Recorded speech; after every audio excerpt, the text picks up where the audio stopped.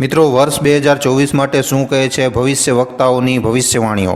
શું ખરેખર આ વર્ષે દુનિયા યુદ્ધ જોવા જઈ રહી છે કે પછી આવવાની છે મોસમની ખતરનાક આપદાઓ?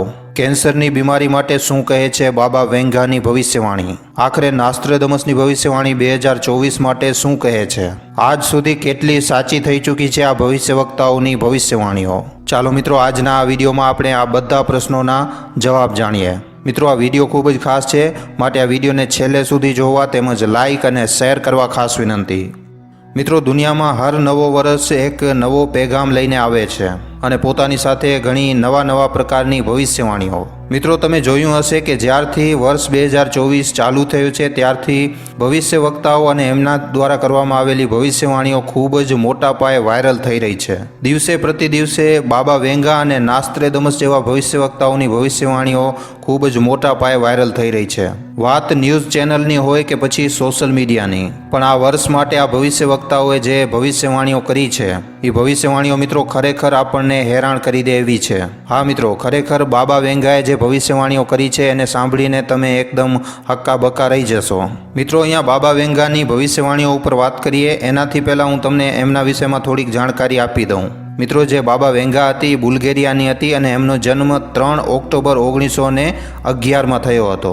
બાબા વેંગા નાનપણથી જ દૃષ્ટિબાધિત હતી, મતલબ કે એ નાનપણથી જ પોતાની આંખોથી જોઈ નહોતી શકતી. બાબા વેંગા જ્યારે 12 વર્ષની હતી ત્યારે જ એમણે પોતાની આંખો જે છે એ ગુમાવી નાખી હતી. એમણે પોતાના જીવનમાં ઘણી બધી ભવિષ્યવાણીઓ કરી અને જણાવી દઈએ કે એમના દ્વારા કરવામાં આવેલી જે ભવિષ્યવાણીઓ છે એ લગાતાર સાચી પડી છે મિત્રો. અને આજ થોડા કારણોના ચાલતા મિત્રો બાબા વેંગાને રહસ્યમય કહેવામાં આવે છે. આમ તો આજે બાબા વેંગા દુનિયામાં નથી. વર્ષ 1996માં 86 વર્ષની ઉંમરમાં એમની મૃત્યુ થઈ ગઈ હતી. પણ મિત્રો, તે સમયે એમના દ્વારા કરવામાં આવેલી ભવિષ્યવાણીઓ જે આજના સમયમાં સાચી પડી રહી છે, તો એ ભવિષ્યવાણીઓને જોઈને હરેક વ્યક્તિ આજે હેરાન છે મિત્રો. અને મિત્રો, આ તો કાંઈ નથી. તમને જાણીને હેરાની થશે કે બાબા વેંગાએ પોતાની મૃત્યુથી પહેલાં વર્ષ 5000 અને 79 સુધીની ભવિષ્યવાણીઓ કરી નાખી છે. મતલબ કે મિત્રો, તમે સમજી શકો છો કે બાબા વેંગા કેટલી મોટી ભવિષ્યવક્તા હતી. મિત્રો, અહીંયા સૌથી પહેલાં આપણે બાબા વેંગાની બીમારીઓથી જોડાયેલી ભવિષ્યવાણીઓ વિશે વાત કરીએ. બાબા વેંગાએ પોતાની ભવિષ્યવાણીમાં જણાવ્યું હતું કે કેન્સર અને અલ્ઝાઇમર જેવી બીમારીઓનો ઈલાજ મળી જશે. અને ઈલાજ માટે મિત્રો બાબાએ વર્ષ 2024નો જ અનુમાન લગાડ્યો હતો. ખરેખર મિત્રો, આ એક ખૂબ જ સારી વાત છે. અને એનાથી પણ વધારે સારી વાત એ છે કે એમના દ્વારા આપેલા સમયના અકોર્ડિંગ આ ભવિષ્યવાણી મિત્રો સાચી થતી નજર આવી રહી છે. હા મિત્રો, અને એ કેવી રીતે તો તમને જણાવી દઈએ કે આખી દુનિયાભરમાં ઘણા બધા દેશોમાં અલ્ઝાઇમરના મેડિસનના ક્યુર ટ્રાયલ ચાલી રહ્યા છે. મતલબ કે આવાવાળા થોડાક જ સમયમાં આપણે આ ગંભીર બીમારીનો ઈલાજ જોઈ શકશું. અને મિત્રો, કેન્સર જેવી બીમારીનો ઈલાજ પણ આજના જમાનામાં સંભવ છે. પણ હા મિત્રો, અહીંયા પરમેનન્ટ વેક્સિન માટે હજી પણ વૈજ્ઞાનિકો કામ કરી રહ્યા છે. આ વાતથી મિત્રો તમે એકદમ સાફ સમજી શકો છો કે બાબા વેંગાની ભવિષ્યવાણીઓ કેટલી હદે સટીક નીકળે છે. પણ હા મિત્રો, આ વર્ષ માટે થોડીક ભવિષ્યવાણીઓ એવી પણ છે જે સંકટથી ભરાયેલી છે. જેમ કે બાબા વેંગાએ કહ્યું કે આ વર્ષે જલવાયુ આપદાઓ આવશે અને મોસમની ઘણી બધી ખતરનાક ઘટનાઓ પણ આપણને જોવા મળશે. આના સિવાય મિત્રો, આ વર્ષ રશિયા માટે, રૂસ માટે ખૂબ જ મુસીબતની ઘંટી બનીને આવ્યો છે. બાબા વેંગાની ભવિષ્યવાણીના અનુસાર આ વર્ષે મિત્રો રૂસના રાષ્ટ્રપતિ વ્લાદિમીર પુતિનની હત્યા કરવામાં આવી શકે છે. આમ તો મિત્રો તમે બધા જાણો જ છો કે રૂસ અને યુક્રેનમાં જે મહાયુદ્ધ ચાલી રહ્યો છે એ ઊભો રહેવાનું નામ પણ નથી લઈ રહ્યો. એવામાં મિત્રો શું ખબર આ વર્ષ રૂસ માટે કોઈક મોટો ખતરો લઈને આવ્યો હોય. જો આપણે બાબા વેંગાની આગળની ભવિષ્યવાણી વિશે વાત કરીએ જે આ વર્ષ માટે કરવામાં આવી છે, તો મિત્રો આ ખતરનાક ભવિષ્યવાણી AI ઉપર કરવામાં આવી છે. જેના અનુસાર AIનો વપરાશ ખૂબ જ ઝડપથી વધવા લાગશે અને સાથે જ ક્વોન્ટમ કમ્પ્યુટિંગમાં પણ પ્રોગ્રેસ થશે. અને દુનિયાભરમાં જેવી રીતે AIનો ચલણ ઝડપથી વધી રહ્યો છે એનાથી મિત્રો આજના સમયમાં કોઈ પણ અજાણ્યો નથી. પણ મિત્રો, અહીંયા વાત થઈ રહી છે ભવિષ્યવાણી અને ભવિષ્ય વક્તાઓની, તો આ મામલામાં નાસ્ત્રેદમસ કેવી રીતે પાછળ રહી શકે છે? તો ચાલો મિત્રો, આ વિડીયોમાં સાથે આપણે નાસ્ત્રેદમસ દ્વારા પણ 2024 માટે કરવામાં આવેલી ભવિષ્યવાણીઓ ઉપર વાત કરી લઈએ. પણ એનાથી પહેલાં મિત્રો, જો તમે આ વિડીયોને હજી સુધી લાઇક નથી કર્યો તો જલ્દી જ વિડીયોને લાઇક કરી નાખજો. અને ચેનલ ઉપર નવા છો તો સબસ્ક્રાઈબ કરવાનું ન ભૂલતા. મિત્રો, નાસ્ત્રેદમસ ફ્રાન્સના ખૂબ જ પ્રખ્યાત ભવિષ્યવક્તા છે. જ્યારે પણ વાત ભવિષ્યવક્તાઓની આવે છે તો એમાં ક્યાંક ને ક્યાંક નાસ્ત્રેદમસનો નામ તો જરૂર આવે છે. એમનો જન્મ મિત્રો 14 ડિસેમ્બર 1503માં ફ્રાન્સના સેન્ટ રેમીમાં થયો હતો. તમને જણાવી દઈએ કે નાસ્ત્રેદમસે પોતાની યુવાનીના દિવસોમાં જ ભવિષ્યવાણીઓ કરવાનું ચાલુ કરી નાખ્યું હતું અને મિત્રો એમની ઘણી બધી ભવિષ્યવાણીઓ પૂરી થઈ છે. એકવાર તો મિત્રો એવું થયું હતું કે આખા યુરોપમાં હડકંપ મચી ગયો હતો, બધા લોકો હેરાન પરેશાન થઈ ગયા હતા.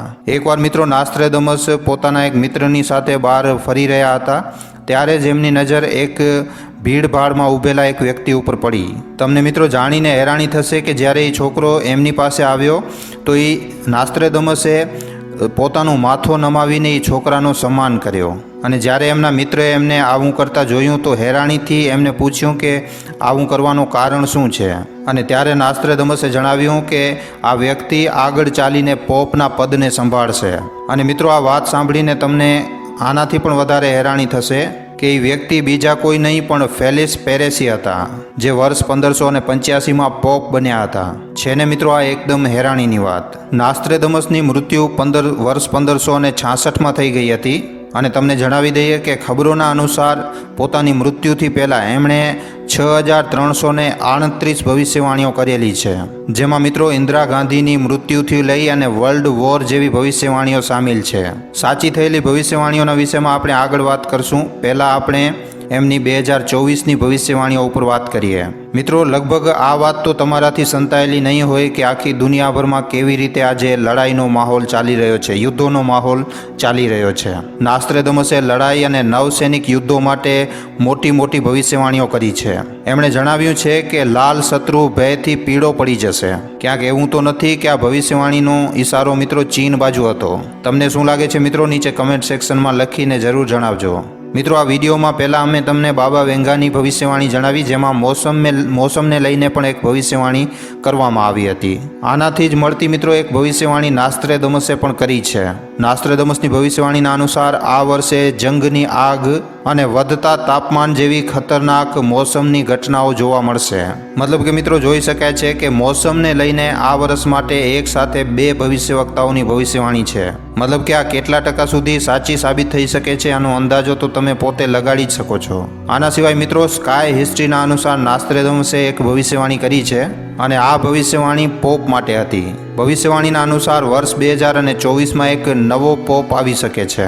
નાસ્ત્રેદમસની આ ભવિષ્યવાણી કેટલી સાચી સાબિત થઈ શકે છે એ તો મિત્રો લગભગ કહેવાની જરૂર નથી. મિત્રો જોવામાં આવે તો નાસ્ત્રેદમસ અને બાબા વેંગા બંને જ ભવિષ્યવક્તા એવા હતા જેમની વધારે પૂરતી ભવિષ્યવાણીઓ સાચી સાબિત થઈ છે.